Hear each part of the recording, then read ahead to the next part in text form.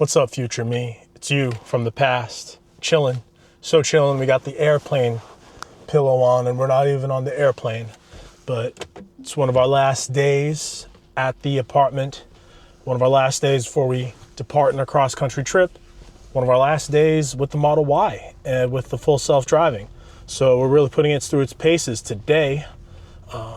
Maneuvering manually to get out of our apartment parking lot, but otherwise we've got some content loaded up. Do a reaction, stuff that I think is really important, people should have on their mind, on their in their brain space. I know that we're going to be thinking a lot about this as the future comes closer to us, and I'll be really curious to hear from you when I become you in the future, how many of the predictions in the book that this discussion is going to be about have really come true. Have we entered the wildest science fiction future that we all thought of? It's going to be interesting to see, but making this type of reaction content is a completely new vibe for us, and it's different. So we'll see what it's like. Time to transfer the cameras.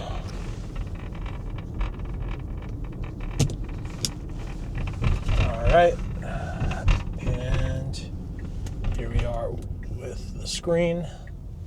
So this is one of my favorite creators, at least in the Tesla space, named Herbert Ong.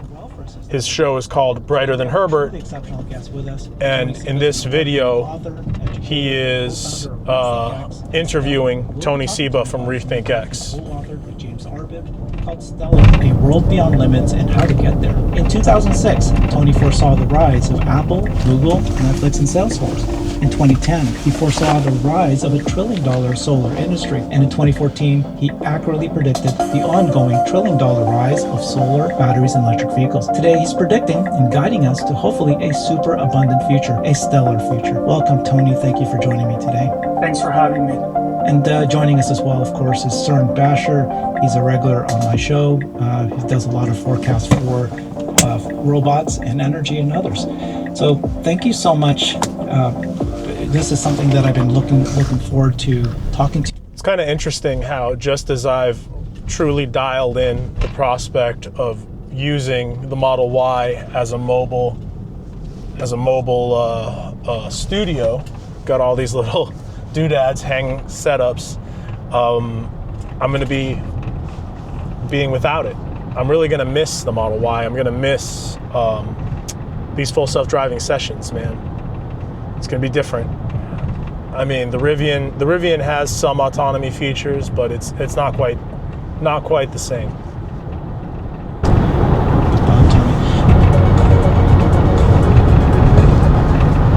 First of all, I do personally love the book.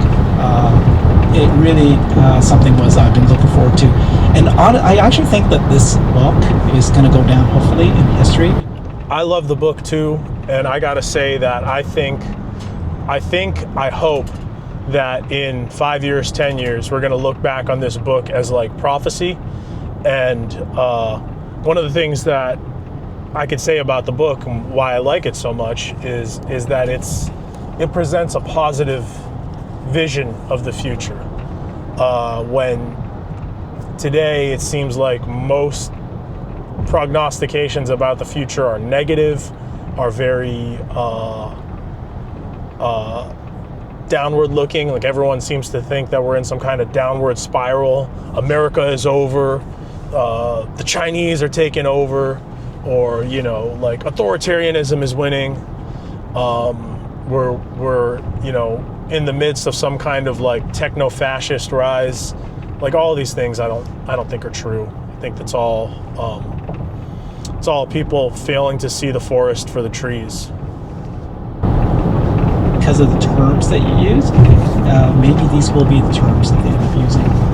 Also appreciate that the proceeds it doesn't go to you guys. It's going to go to the Stellar Worldwide Foundation. I'll put the link in the description.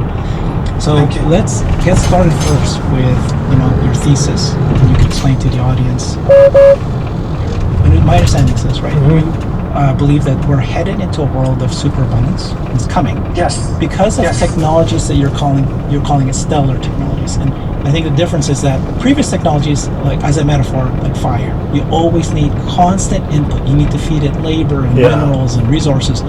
But these new stellar technologies, you're forecasting that eventually they're like the sun, right? It doesn't require inputs anymore, and that would just completely change our society. Can you explain stellar technologies? Yeah, we're done. Thanks for that explanation, right? Well, part of the reason why they're like the sun is because they're literally powered by the sun.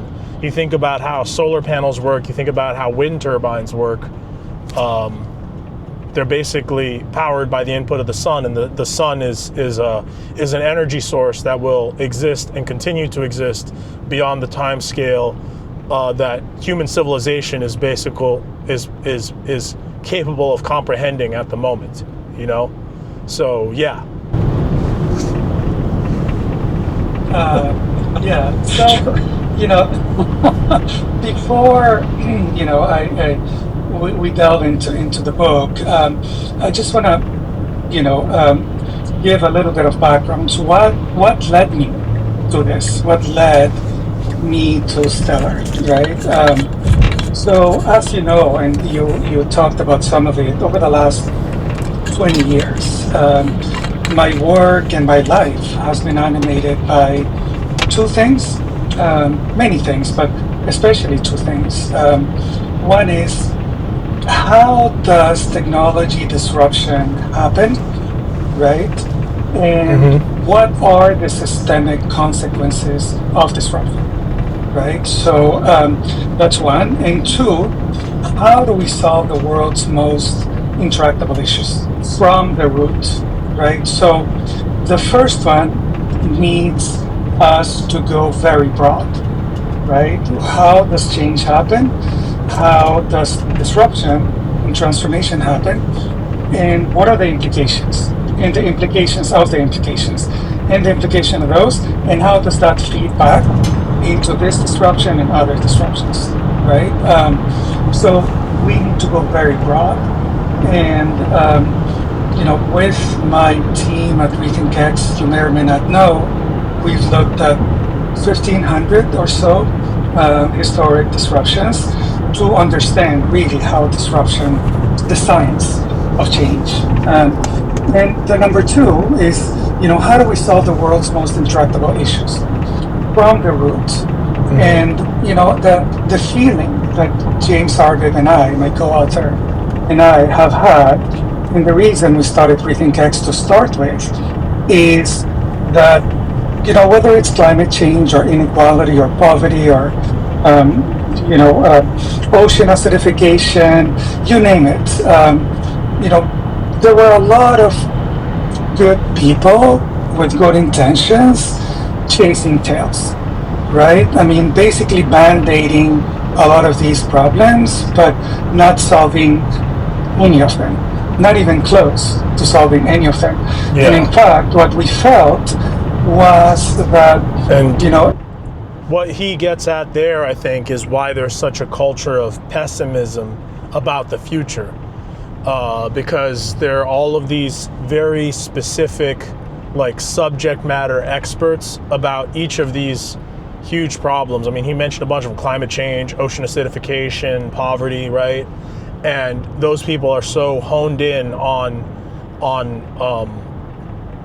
these the causes of these that are, I mean, he's about to get into this, but they're like the root causes of all of these problems are baked into the whole way that our economic system works, the whole way that our system provides for everything that we would think of as good in the modern world.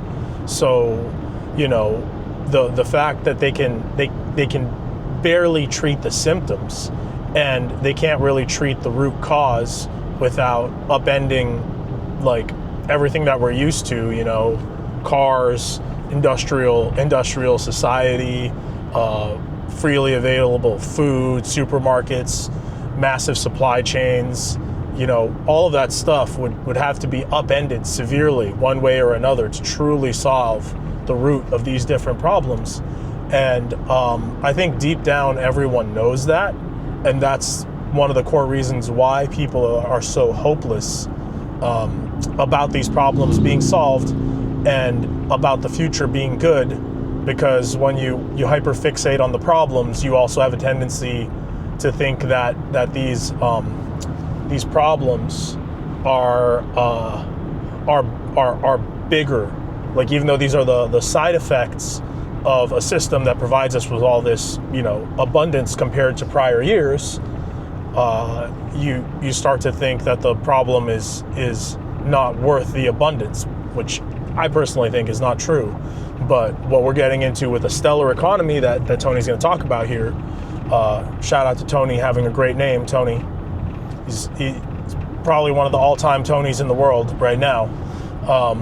Would that be right now? All-time Tonys? Top Tonys in the world, Tony Seba?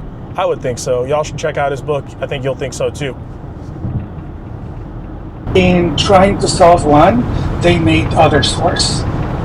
Right? So, choose your weapon and, basically make everything else worse. And so it turns out that after 9 years of working with James Ardit, we found that the answer to both of these questions, the answers are the same. And this was a big revelation. And this was, one of the biggest revelations when we were doing Stellar. So now let's talk about, what is Stellar? What is extraction? Where are we in this world? Extraction, you may think of as mining, for instance, but one of the things that we found in digging and digging and digging to understand how the world works today and how the world worked in Roman days and in Egyptian days and India and China and all the way back to the world's first great civilization, Sumer. What is it that the world has? What are the patterns? What are the behaviors that are the same, and what's different, right? And we kept in rethinking humanity. We came up with some, incredible insights, but not with the root, right? We came up with the idea that the socio-economic, political systems are very alike, right? The idea that 5,000 years ago we had a government of the few, centralized, hierarchical, we had inequality, we had poverty, we had environmental destruction, environmental degradation, we had war, we had conflict, and not just once in a while conflict, we had chronic conflicts.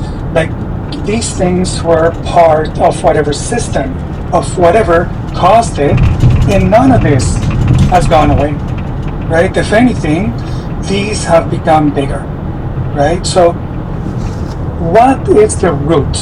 There are other philosophers, books on philosophy I've read that kind of delve onto this idea that, like, our whole mode of culture has more or less been the same. It's had the same imperative of, like, expansion, constant consumption, domination, right? One of the words that I heard to describe this came from a friend, former colleague of mine, former coworker, who was a philosopher, had a doctorate in philosophy, like taught at schools, and he called it the dominator culture, which I later found out that he got from Terence McKenna, which is pretty interesting. I need to make some time to read Terence McKenna's stuff. But another great book came from is the idea of, like, the mother culture, or the culture of the takers versus leavers, from Ishmael or Daniel Quinn, and this insight that Tony's talking about here, about how like cultures have cultures and systems of economics, though we've had this phase change on the top of it, of like mercantilism to capitalism, communism, whatever, you know, socialism, like that's still just like the deck chairs or the arrangement of the seats on top of the ship, and the ship is this extractivism that he's going to get into. Of all of that. And also, what is the root of the good stuff? Because guess what? We live, those of us who are lucky enough, in a much better world than 5,000 years ago, or even 200 years ago. So we have made dramatic progress, right? So whether you believe that these are the best of times, or these are the worst of times, you're right, right? So what's up with that? What's up with that, right? So we kept digging and digging and digging, and essentially we found what we believe. Oh man, there's an awesome looking fog bank up cause here. Of civilization. What is the? It's a nice thing about living on the coast. You get fog, coastal fog like this. It's so awesome. And a little bit before that, basically those civilizations created a system that we call extraction. You have humans and you have planet, so people and planet are inputs into the production system. So whether it's agriculture, pottery, mining, you name it, it was all about people and planet being inputs into a production system that produced, you know, useful outputs that we wanted and needed. But at the same time, it generated all of these, what we call toxic outputs, right? So all of these things that I mentioned, inequality, conflict, war, genocide, forced labor, slavery, all of these things are ingrained. They're embedded in this, what we call extraction engine. So over time, we created what's called wealth, right? And so land, labor, and capital has been basically, from an economic point of view, the three inputs into our production system. And now it's 1,000,000 times bigger than it was in Sumerian times. But the extraction engine is pretty much the same, right? It's people and planet are exploited to produce the good outputs, and also it generates massive what we economists call externalities, but it's not just environmental. Externalities was like one of my favorite things to learn about when I took economics forever and a day ago. It's what got me interested in economics in the first place. The whole conversation about externalities, what are externalities, defining positive and negative externalities, and how to try to adjust for the costs of externalities, which we don't do. I mean, it's unfortunate. Like pollution is the cost of pollution is rarely ever paid by the polluters. Creates toxic outputs because it's, and I'm going to start throwing scientific terms, it's a high entropy system, right? It destroys a lot more than it creates. So, as it produces heat and pottery and money and food and so on an unprecedented scale, that takes a while to settle in. Inequality, poverty, war, conflict, and so on an unprecedented. High entropy system. Man, I just got to sit with that for a while. I'm not sure that I fully internalized like the real meaning of that, but that's what our production systems are, high entropy systems. Oof. Scale, right? And that is the same system that we have had since Sumer. Now, one of the qualities of extraction is that it's self-destructive, right? We have seen every great civilization in the history of humanity self-destruct, right? Because why? Because extraction has the key driver of extraction is the growth imperative. We call it growth imperative. It has to grow, right? Or it dies.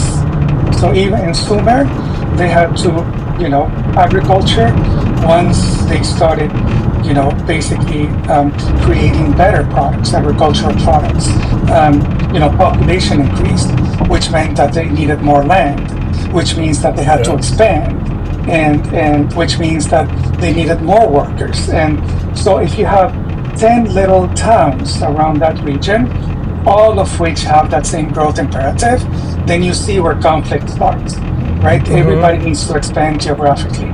Yeah. And when conflict becomes chronic, then what do you need? You need a standing military, right?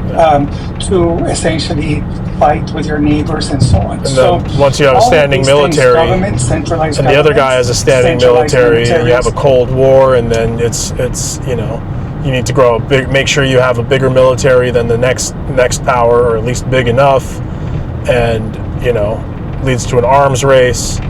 Which arms race naturally leads to a land race, race for the land, because you need to get more land to get more food to feed more soldiers, and hierarchies, religion, inequality, all of these things stem from these same issues. But I won't go into all the details, but the key driver of extraction is the growth imperative. We have to grow. And the key issue for governments since Sumer has been to balance growth and stability, right? Social stability, environmental stability, economic stability with growth. Just raw, pure growth, right? They haven't known this consciously, but that has to be one of the more interesting ways to think about the whole left versus right political dynamic, right? Growth versus stability. I mean, where I guess traditionally in the way I conceive of American politics, maybe the way you conceive of it too, future me, or still conceive of it, future me, or anyone else who might be watching this, it sure seems like the right represents growth and the left represents stability. Because everything that the left advocates for,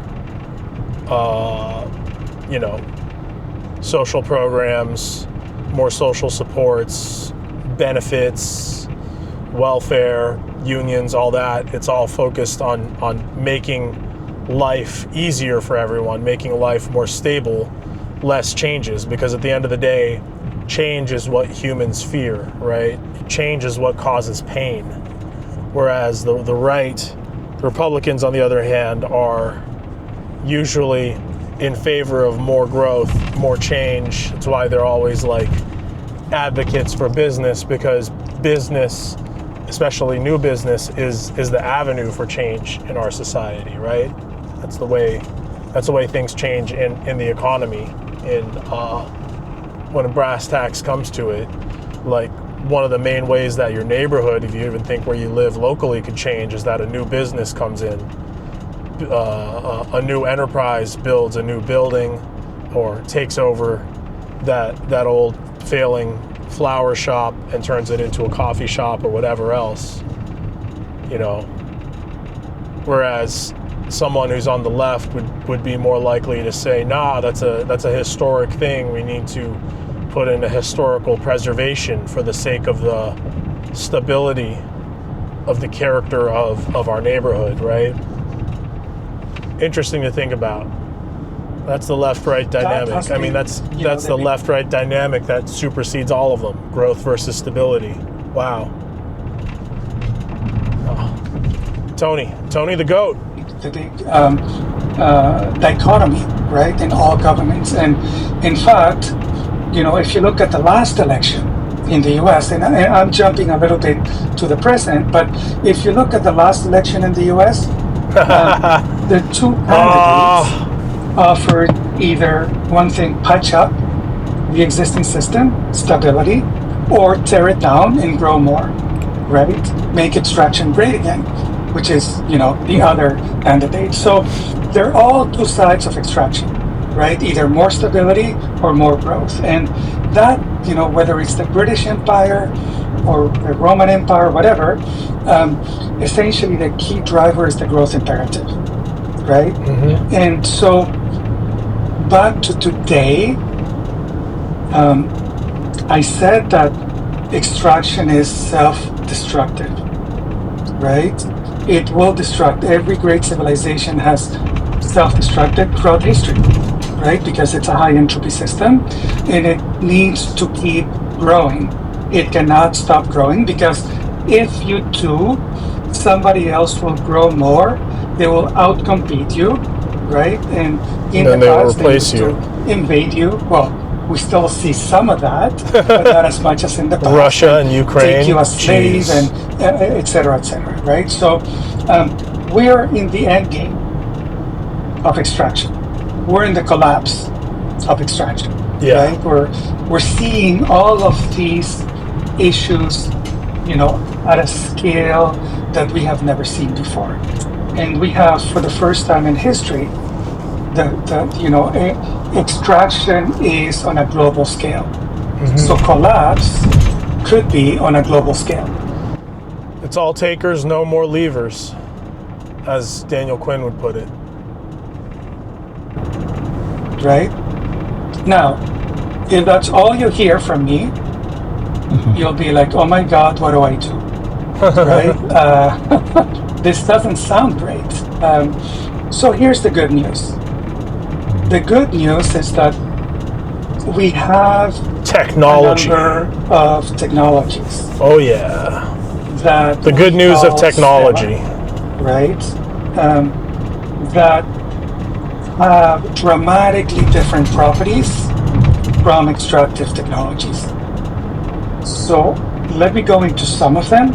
Solar, wind, and batteries, right? Solar energy, artificial intelligence, humanoid robots, precision fermentation. These technologies don't have extractive flows. These technologies don't have toxic outputs. These technologies, once you build them, you're done. Yeah. The flow stops. That's the core. Right? And so these technologies, the only flow into them is sunlight, and the sun is free. Like every time people talk about nuclear energy, like, oh, we need nuclear reactors, it's like there's this giant nuclear fusion reactor in the sky, bombards the earth with more energy than we can possibly use at this moment. Like orders of magnitude more energy than we utilize today from fossil fuels, from oils, from all that other BS. Have different qualities that are dramatically different from extraction.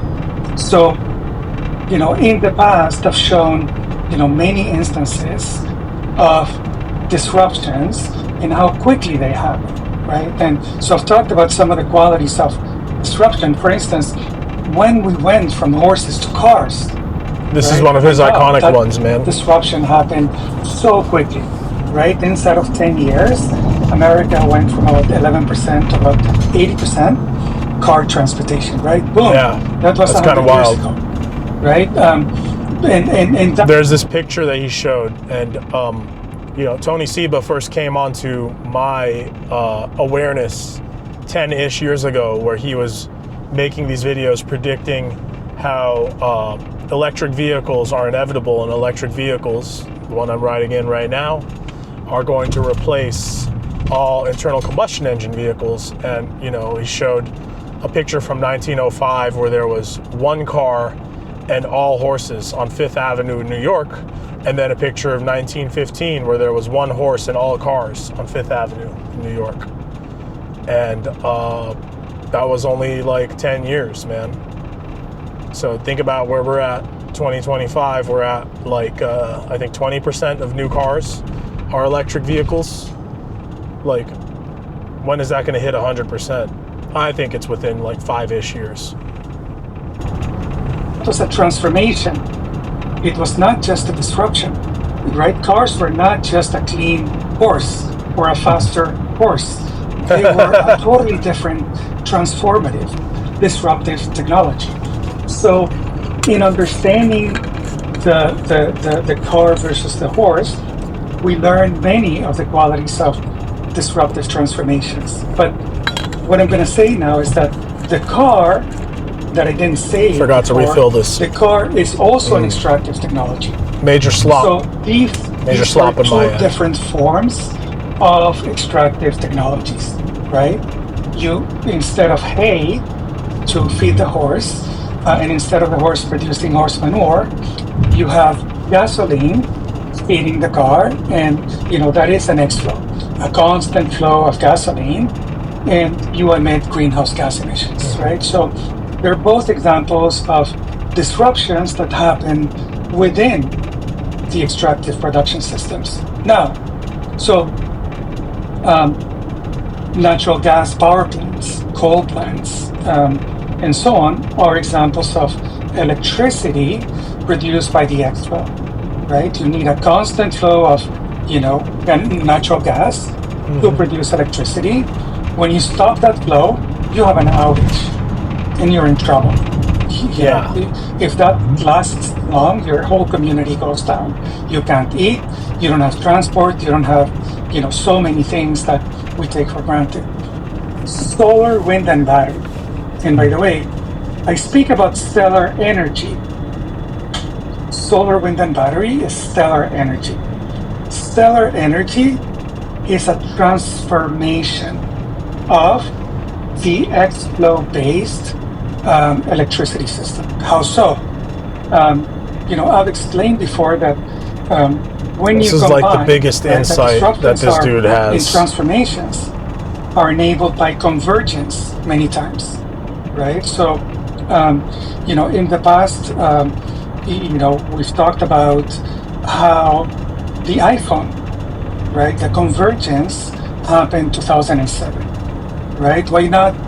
Why did the iPhone happen in 2007, not 2005, not 2010? Because the convergence of all the technologies that made a $600 smartphone possible happened in 2007, right? So now we have a convergence of solar, wind, and batteries. And the electric power system, the stellar energy system that SWB create, is not just a cleaner version of the system that we have, right? And we can talk later about all the issues that have come out of, shoehorning stellar technologies into an extractive energy system, right? But to start, you build the SWB system is a higher order system. Yeah. Meaning that it can do a lot more with a lot less, but it's very different. It has different drivers, different behavior, and different patterns. You build it, right, to make a decision to build the least cost stellar system according to a U curve, right? Extraction is very linear. You go from 1 gigawatt to 10 gigawatt, it's very linear, right? The things that you need to do. So we think of, many people think of solar or wind and batteries as a one-to-one substitution. It's a cleaner version of coal or gas or whatever. Yeah. It's not, right? To think of the right stellar system, let's go back to how Amazon started Amazon Web Services, right? So it's a really interesting one. What happened? First of all, Amazon built its retail infrastructure for the winter, for the Christmas season, right? 4 or 5 weeks of the shopping season.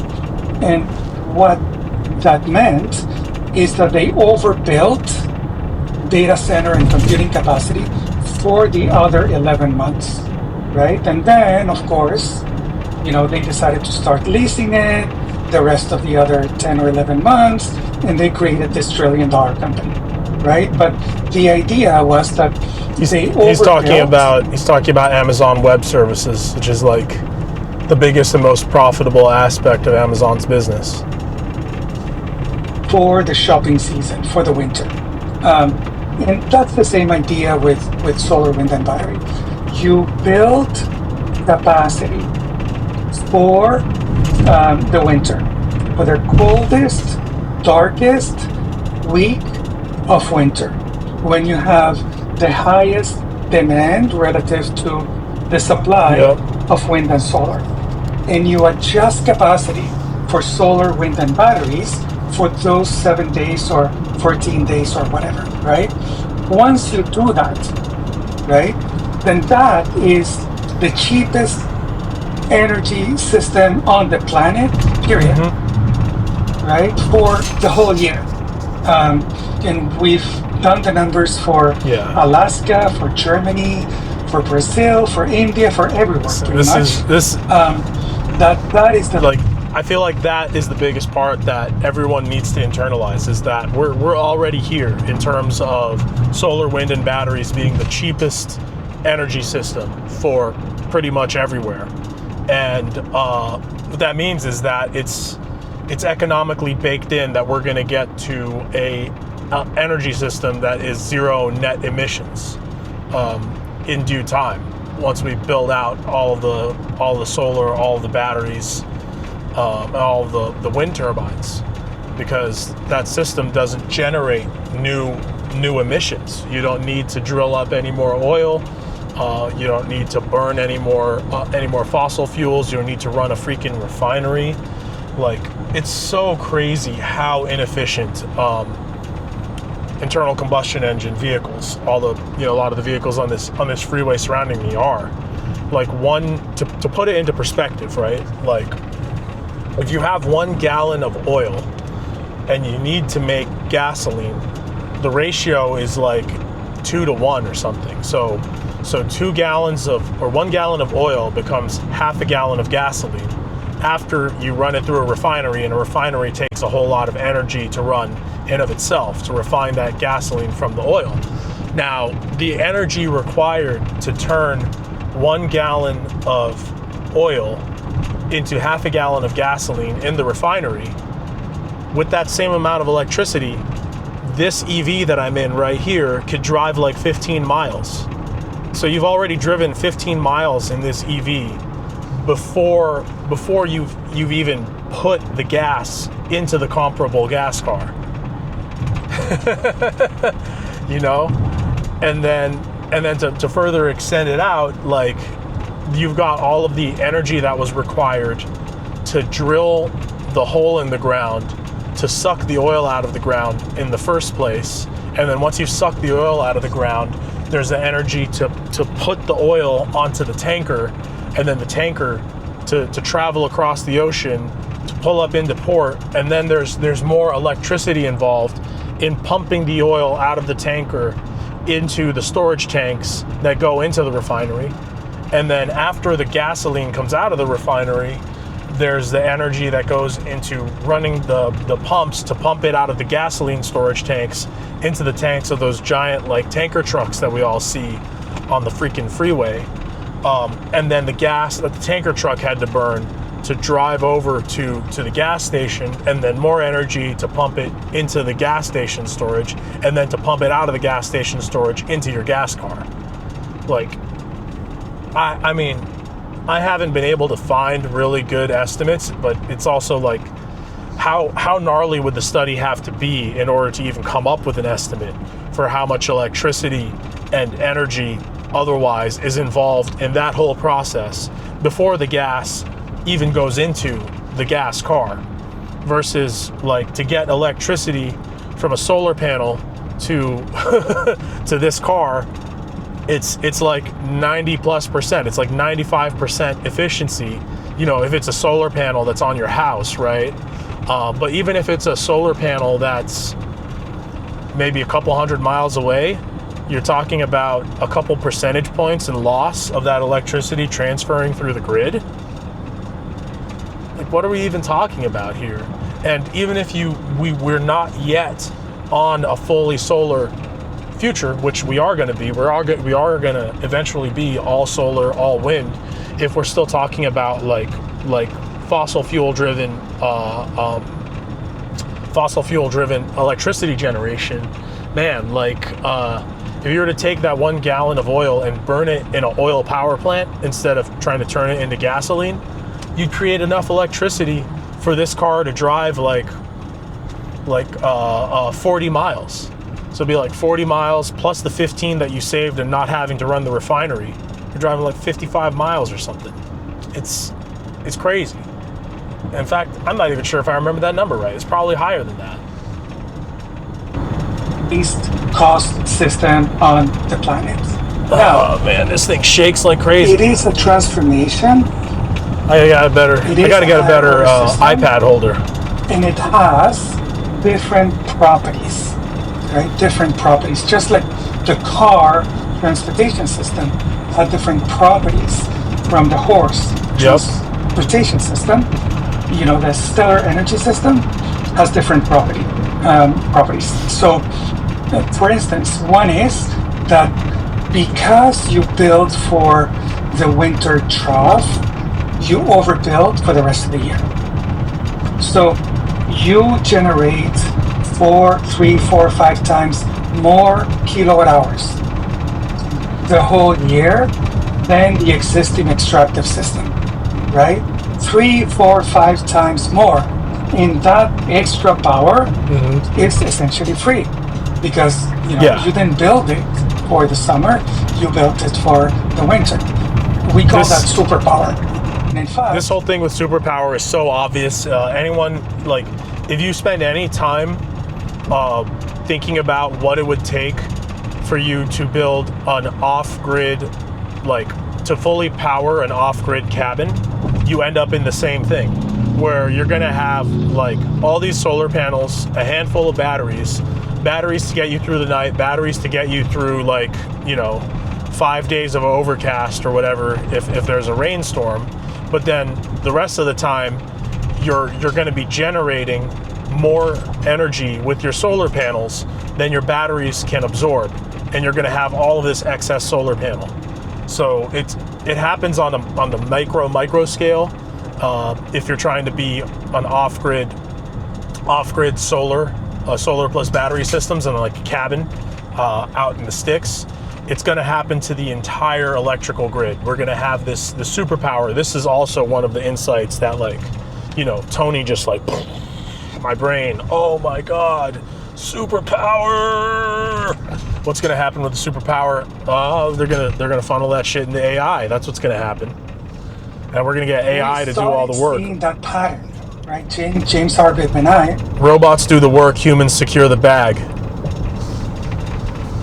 Started seeing that pattern of. And look, we've got a robot doing the work right here. From all stellar systems. You seen me drive this car once? It produces everything we need, at least with the existing system, and on top of that, it produces 3, 4, 5 times more for essentially zero or near zero cost, right? So the stellar system, because it produces so much extra energy that is clean, super abundant, and it generates no toxic outputs. Once you build it, you're done, right? You assuming that you build it, you size it to existing demand. Because once you build it, it's also infinitely recyclable, and when it breaks down, so like say you get a battery, right? Yeah, it's grid storage battery. This grid storage battery lasts you like 20 years. In 20 years, when it's time to decommission it and recycle it, it can be recycled into more batteries. But also over the course of 20 years, the design for batteries have gotten like 20% more efficient. So your 20-year-old battery, your 20-year-old like 100 kilowatt hour battery, 20 years from now, will be able to make 120 kilowatt hours of battery. Just because of the law of like continued efficiency and design increases and all this other stuff, and it's always going to be more economical to take a dead battery and recycle it into a new battery than to build a new battery from virgin materials. Because if you think about the same process, it's the same processes at work that make the new battery from the old battery and make the new battery from the virgin materials. It's just that when you have the input into the system, right? If you're going to put ore into the melting pot that refines the ore to get the lithium and then the cobalt and the manganese and whatever else out. Well, if it's ore from the earth, that's like at most 5%, I don't know, some single digit number of the mineral you want. Versus if it's an old battery, it's like 20%, 30%. Like it's an ore it's richer than any possible ore you could find in the nature. So obviously it's going to be cheaper. We're navigating on the merge here. It's going to be cheaper to make a new battery from an old battery, and that's going to incentivize recycling. So there's a company called Redwood Materials, founded by one of the founders of Tesla, J.B. Straubel, which Tesla had 5 founders, and really only 2 of them have actually done anything since founding Tesla. It's Elon and then J.B. Straubel. J.B. Straubel created this company called Redwood Materials. Redwood Materials is currently recycling enough battery materials just from old laptop batteries, the handful of old EVs that have reached their end of life, because right now most all EVs are still on the road. He's recycling enough batteries to build 250,000 Tesla Model Ys a year right now. And he's still, there's still billions and billions of old phones and old laptops and other batteries, other electronics sitting in people's bedrooms and stuff, To what we call we're far from ramped on what we can do with battery recycling. Right? It ignites just like a star. It ignites, and it basically goes from needing to be built to becoming self-sustaining. Yeah. Forever. Right? So it generates that's what he's talking about, the stellar system. It's like, that's why his economy, to just put a finer point on it, so he talks about the conversion, because even this interview, I'm realizing is like we're already near the end. There's only like another minute of this interview, but like the convergence of solar, wind, batteries as the energy system, and then artificial intelligence, right, and robotics. So artificial intelligence is the brain, robotics is the body. You put all of those 3 things together, what do you get? You have solar, wind, batteries, this energy system that just spits out tons of energy with no need for inputs, no need for fuel, no need for gas. All it needs is the sun to come up. The sun comes up every day. The sun also rises, right? Shout out to Hemingway. And then you take that energy, you put it into the robots powered by the AI, and the robots, what do? They build more solar panels and more batteries, and they build more robots.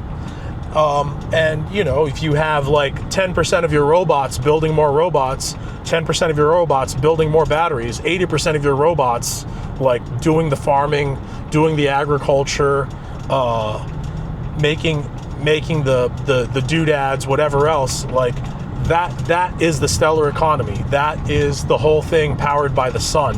That is the future that we're headed to. That is superabundance. That's why Tony Seba is the GOAT, because he's like conceptualized this. Energy can be used to build itself, to build itself, exactly, to heal itself, to generate what we call radiance. Right? All of this amazing energy is essentially negative entropy. Right? Essentially, you can restore negative entropy. Wow. The planet. You can restore cities. You can restore the environment. Right? So on top. One of my favorite things to think about with this whole system is like, okay, so you build the solar plus wind plus battery system. During the day, you're going to have all this excess of solar panel, and at some points, probably during the evenings, you're going to have excess of wind power, more energy than the society can uptake and use. Like, what do we do with it? We put it into water purification systems, water desalination systems, or just straight up moisture evaporators like, you know, Luke Skywalker and Tatooine. And then you use that water to grow vegetation, to revegetate and revitalize all of our denuded landscapes out here in the West, or anywhere that's starting to get very brittle and very vulnerable to wildfires, because it's everywhere on this planet now because of the accelerating climate change. Well, if we have an excess of solar energy, which we can translate into an excess of irrigation water, then we can irrigate through these droughts to keep the forests green and vital, reduce the amount of wildfires we have, and you know, jumpstart the natural like upward spirals of ecology that like the nature has built for us over thousands of years, millions and millions of years of evolution. Just apply our technology synergistically in an ecologically dynamic way to rebuild and revegetate the earth, you know, and that's also going to make an effect on reversing climate change in the long run, because ultimately the best way we have to store carbon to reverse climate change is through natural systems. And it's just these natural systems can use a hand, and I think that ultimate helping hand is purified water, is water purified by a stellar economy. Of creating a lot more. And I suppose you want to put an even finer point on it, it could also be robots to come through and prune these forests, remove the dead wood, reduce the fuel load, process that stuff into stable carbon like biochar and stuff that'll enhance the soil and enhance the soil's ability to store more carbon than the existing system. You generate the superproduction, this radiance, which is restorative. So we've gone from a system. I love it. I love these terms so much, man. It's so badass. To a stellar economy, and its outputs are radiance. That restores, negative entropy. That gives back, right? It's a totally different ballgame. It has totally different, you know, properties and so on. So that's stellar energy. And that's a disruption that is happening. This is an interesting thing for us to navigate, man. If you have questions, right? Yeah.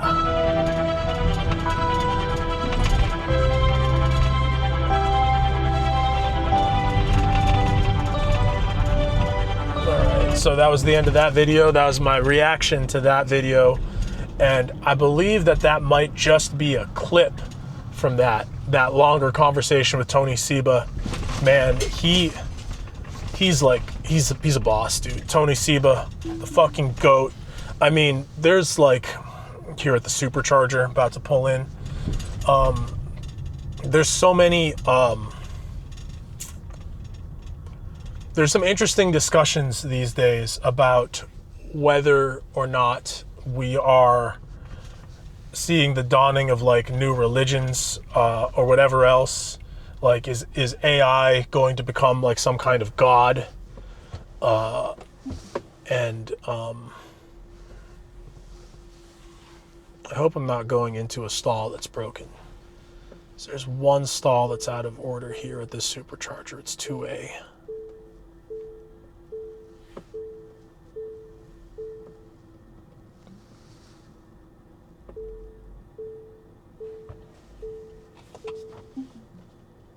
Actually, I shouldn't do this one. I shouldn't do this one. This one's for like disabled people.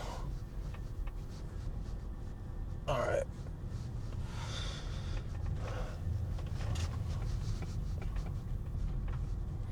But yeah, there were these books on where did I get that idea from?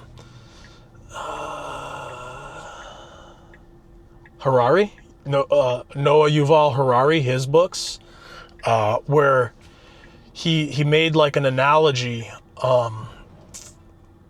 about how science fiction as religion, and as science fiction writers as kind of like the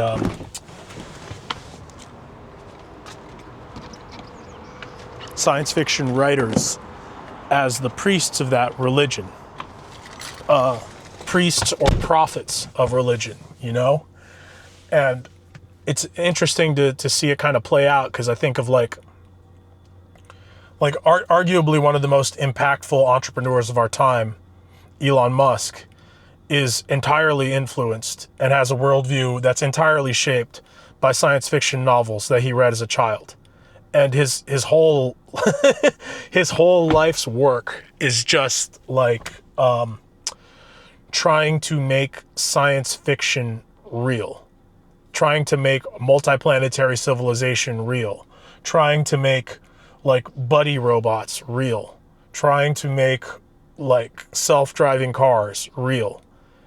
And would he be pursuing all of that? Would this person who has this unbelievable talent for focus and productivity, right, be doing all of that if the prophets of science fiction, you know, like the writers of the Foundation series, Philip K. Dick, you know, whoever, hadn't spawned these ideas 50, 60 years ago, plus years ago, and put them out there and planted them into his brain? And where does someone like Tony Seba exist on this spectrum? Because I think that's what Tony Seba is doing here. And in some ways, what I'm trying to amplify by creating this video is spread this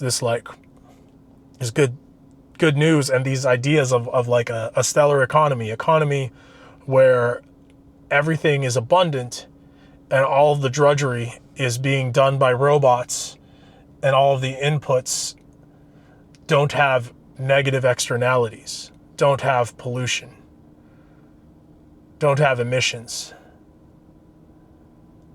don't have tailings, don't have environmental degradation, but instead have restoration. It's a very solar punk idea, man.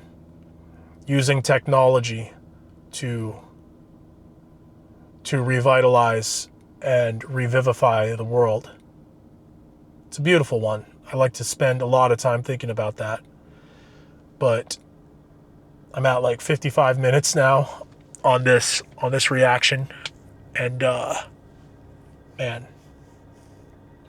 I can't wait to see what new things have happened to your future me when we talk in the future, when I become you, and to see in like 2 years, 3 years, 5 years, 10 years, how much of this prophecy, this stellar economy prophecy, which another way you could put it is luxury space communism, man. Fully automated luxury communism. That's where we're headed towards. That's what has been prophesized by Tony Seba. And before him, I also saw some of this from like Andrew Yang. That's why I liked Andrew Yang in 2020 so much. Freedom Dividend, UBI.